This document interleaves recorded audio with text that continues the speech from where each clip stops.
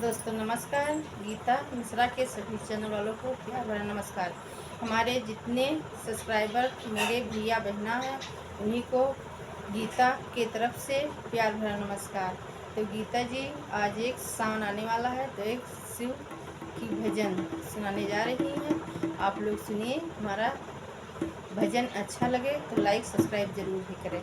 तो गीता जी सुनाने जा रही हैं, आप लोग सुनिए।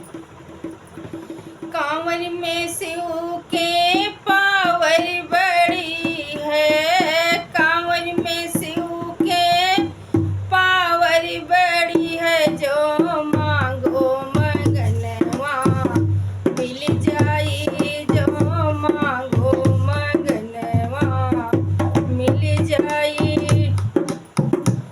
उस कांवरी जो निर्धन उठावे,